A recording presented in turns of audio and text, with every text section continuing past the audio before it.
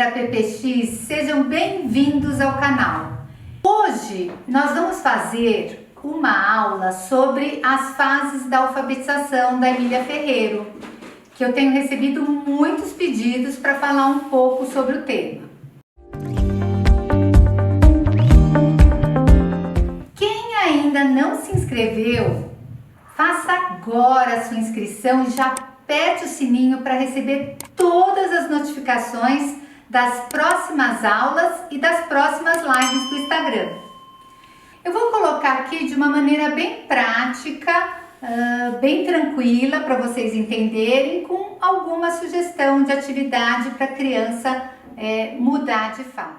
É importantíssimo falar que as fases da alfabetização da Emília Ferreiro, elas são para diagnóstico, não é um tratamento, né? Eu descobri que o meu aluno, o paciente está em tal fase, que eu vou deixar naquela fase e esperar dar o famoso clique que eu escuto ainda para ele mudar de fase. Não, a gente precisa fazer essas sondagens desse diagnóstico para saber em que fase que a criança está, para saber qual é o tipo de atividade que eu vou proporcionar que vai fazer ele mudar mais facilmente para a próxima fase, até virar uma criança alfabética, tá bom? A primeira fase, eu vou mostrar aqui da onde estão. O livro é da Psicogênese da Língua Escrita, da Emília Ferreira e da Ana Teberoski. Aqui está todo o estudo que elas chegaram nessas fases da alfabetização. Então, a primeira fase é a fase pré-silábica. O que seria a fase pré-silábica? É quando a criança ainda não percebeu que a escrita, a maneira como a gente escreve, tem a ver com a fala. Ela não percebe que tem uma transcrição da fala. Então, o que ela relaciona? Por exemplo, ela vai escrever João, o nome dela, ela põe um monte de letrinhas, vai colocando as letras conhecidas, aquela letra que ela sabe que iniciou, ou aquela letra que conhece que é a letra do pai, ou a letra que ela viu na porta do banheiro, do restaurante. Ela vai relacionando, ela não tem uma relação assim com a letra. Então, o que ela acredita? Muitas vezes nessa fase, ela acredita que a palavra, que quantas letras eu vou usar, tem a ver com o tamanho da pessoa. Por exemplo, ela vai escrever o nome do pai, ela põe um monte de letras, que o pai já é grande. Ela vai escrever o nome dela, que ela é menorzinha, ela vai pôr 2 letras. Então, ela não tem uma relação, ela ainda relaciona muito as letras ou o que eu vou escrever com aquilo que eu estou enxergando. Então, o elefante, ela põe muitas letras. Vai escrever formiga, ela põe 2 letrinhas. Então, ela não tem ainda essa ligação. Nessa fase pré-silábica, o que é importante para a criança? Ela saber diferenciar o que é letra e o que é número. Isso já é muito importante, porque às vezes ela vai escrever uma palavra, ela põe letra, põe número, põe tudo junto, porque ela não consegue discriminar. Fazer muita brincadeira com ela, de uma maneira lúdica, claro, mas que ela vá trabalhando as letras de uma maneira assim, que ela não perceba que está sendo trabalhado. Então, eu separei aqui carimbos. Então, vai lá, abre os carimbos e começa, vamos carimbar a letra do vovô? Aí vai lá e carimba a letra. Agora vamos procurar qual que é a sua letra. E nisso vai falando para a criança o nome da letra. É muito importante para as professoras de alfabetização. Eu vejo algumas escolas que eu dou assessoria, às vezes é uma escola Montessori, e que não apresentam o nome da letra, gente. Tem que apresentar o nome da letra. Tudo bem que eu trabalho com sons, né? Eu vou falar que o G é o G, mas ele vai ter que saber que o nome da letra é G. Isso não vai interferir, a gente vai diferenciar o som da letra. Então aqui a gente vai brincar bastante, vamos colocar a letra do amiguinho, na sala de aula também, todo mundo com a cartelinha de nome, e aí eu vou fazer bastante brincadeira, todo mundo vai se juntar com o amiguinho que começa com a mesma letra, que termina com a mesma letra. Aqui o importante é ele saber que a letra tem uma função na escrita, né, de escrever algo, de representar algo graficamente, mas que também ela está relacionando, vai começar a relacionar com algumas situações. Eu me lembro que uma vez com um paciente eu estava mostrando as letras e estava fazendo uma sondagem do que ele conhecia de nome das letras. E ele foi pegando M de mamãe, P de papai. Aí quando ele pegou o S, ele falou assim, S de garagem.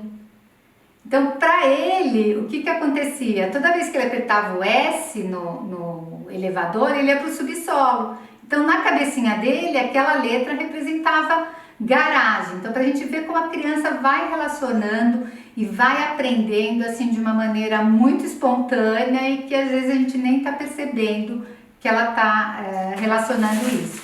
Como ele podia, como o S está junto dos números, dos andares, ele podia confundir também os números com as letras. E aí que a gente vai entrando com essa função social de explicar para que serve cada sinal gráfico.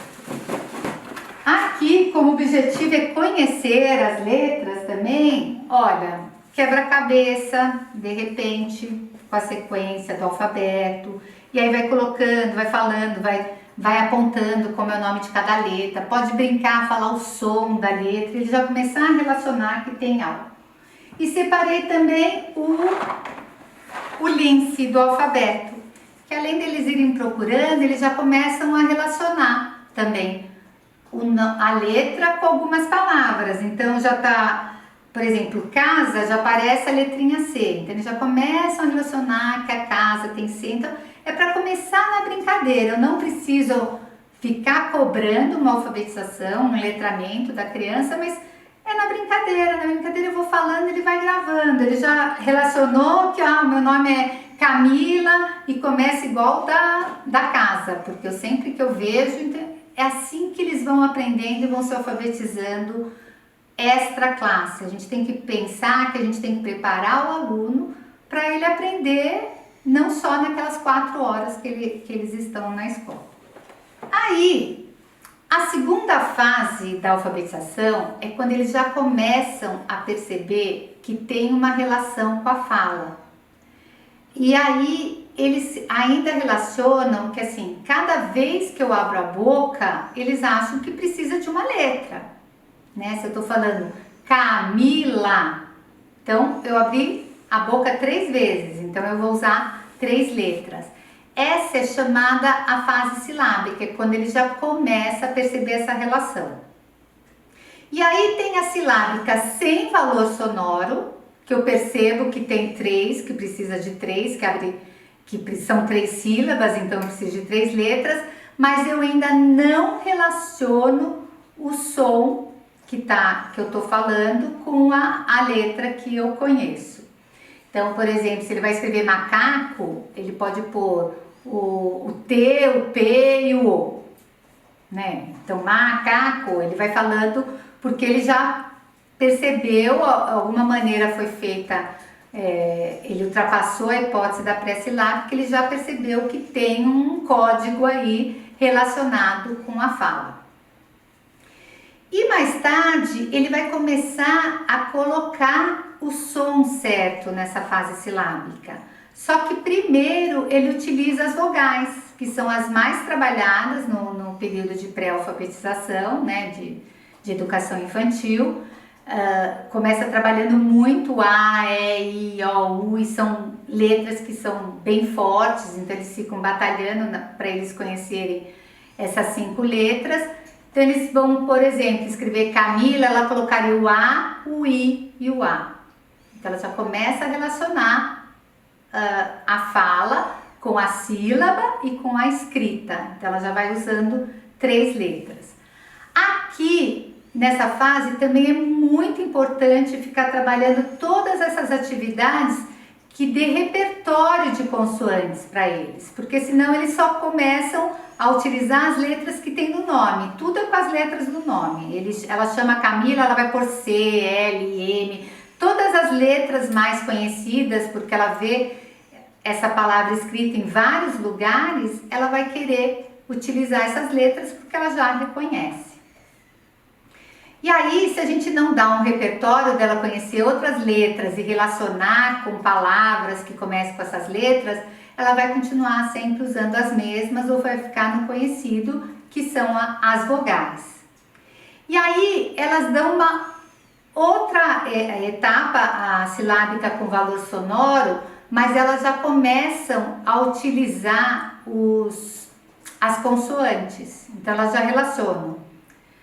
E aí, por exemplo, na Camila, ela pode já saber que o C é a letra inicial do nome dela, a próxima ela pode pôr o I e depois o A, e aí ela vai ler Camila.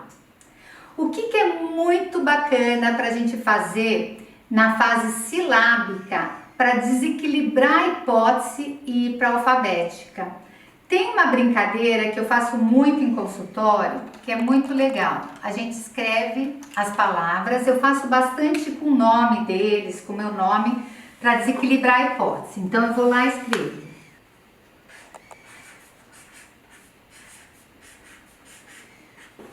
Eu faço uma boquinha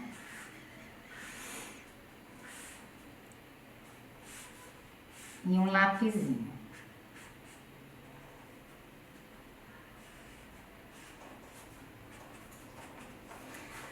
Aí eu falo para eles, quantas vezes eu abro a boca para falar Paula? Vamos ver? Ó, Paula, 2 vezes. Então eu venho aqui na boquinha e ponho o número 2. Mas quantas letras eu preciso para escrever a palavra Paula? 1, 2, 3, 4, 5. Então eu venho aqui e coloco 5. Tá vendo? Aqui eu desequilibro a hipótese dele. Porque se ele tá com a crença de que cada vez que eu preciso abrir a boca eu vou precisar de uma letra só, eu já desequilibrei aqui. Porque eu abri uma vez a boca e eu falei 3 letras. Abri outra vez e falei 2. Então aqui, esse tipo de exercício é um exercício assim bem desequilibrador de hipótese da fase silábica para passar para a fase alfabética. Bom, outro que eu uso bastante é esse aqui, que é um jogo que eu comprei de madeira, mas dá para ser feito assim com papelão, é só depois plastificar bonitinho, dá para usar bastante. Então o que é aqui? Olha, são 5 palavras: poço, dedo, saco, sapo e vaca. O que eu faço quando o meu aluno já está ele já está colocando algumas letras, mas as letras corretas, mas ainda está desequilibrando a hipótese. Às vezes ele põe 2 letras para sílaba, às vezes ele põe uma letra e acha que está bom. Principalmente quando é o C, por exemplo, cebola. Como ele sabe que o nome da letra é C, ele põe um C e ele acha que tá bom. Para que ele vai pôr o E? Se ali já está escrito C. Ou quando eles usam o K, a letra K, para representar a sílaba K, CA. Eles também usam bastante isso. Mas é bom porque eles vão desequilibrando as hipóteses, é muito bacana ver isso. Então, o que eu faço? Quando eu quero já direcionar para a criança já ficar naquele desequilíbrio das hipóteses, eu separo a palavra. Então, por exemplo, ele vai escrever vaca. Então, eu já pego todas as letras da vaca e ponho aqui. Eu faço muito, a criança gosta muito de ser desafiada. Então, às vezes, uma atividade assim, ele pode olhar e falar, se ele está com dificuldade na alfabetização, ele pode olhar e falar, lá vem letra, né? Então, já fica desanimado, porque fica aparecendo alguma coisa mais com cara de cobrança escolar, tal. Mas aí já faço, eu ponho uma ampulheta aqui, ó. Ó, eu pus as letras, você vai ter que pôr na ordem certa, nesse tempo da ampulheta, vamos ver se dá tempo e tal. Então aí vai desequilibrando a hipótese. Porque se ele está na hipótese que vaca só precisa do V e do C, por exemplo, sobrou quadradinho, e não pode sobrar quadradinho. Então ele vai lá pensando, vá. Aí ele vai e coloca vaca. A cruzadinha também é um ótimo desequilibrador de hipótese, que é a mesma função que está aqui, é que aqui ele não está escrevendo. A nossa função no consultório, ou mesmo na sala de aula, numa aula de reforço, quando a criança já tem uma dificuldade, e a gente quer trabalhar de uma maneira diferente. de uma maneira que ele não perceba que ele está sendo trabalhado. E aqui vai ser bem bacana por conta disso, olha. Aí tem várias situações, ó, pode fazer saco, fazer a mesma coisa. Eu coloco todas, mas eu coloco embaralhada. Aí a gente começa com aquela história meio de frisar o som da letra. Porque eu não acredito num método totalmente separado, só fonético, só silábico. A gente tem que juntar, porque cada aluno é de um jeito. Tem um que é mais auditivo, tem um que é mais visual. Então eu tenho que dar todas as formas, todos os recursos para ele conseguir ser alfabetizado de uma maneira mais tranquila. Então aqui, ó, quando eu vou falar o sá, eu já começo sa, sa, até ele se tocar que o S tem esse som, ele vai por aqui. Só que aí, ó, sa, aí ele vai lá e pega o A. Sa, co, e o. Pronto. Às vezes eles saem dessa atividade, vão lá escrever, eles colocam duas letras, continuam com aquele, uma hora vai, a hipótese, ele fica alfabético, uma hora fica silábica, porque ele está na transição da fase silábica para a fase alfabética. Então, usem e abusem desses que já limita, já mostra quantas letras vão ser usadas para ele não precisar escrever de outra maneira.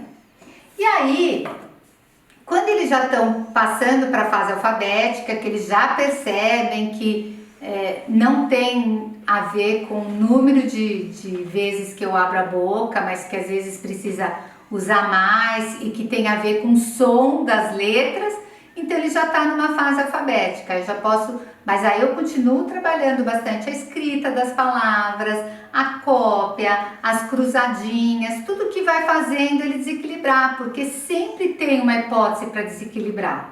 Tudo bem, ele está alfabetizado, mas ele aprendeu que é mamé, mimomu, papé, pipopu, lá, leli, lolu, aí chega no G, fica G, G, gigogu.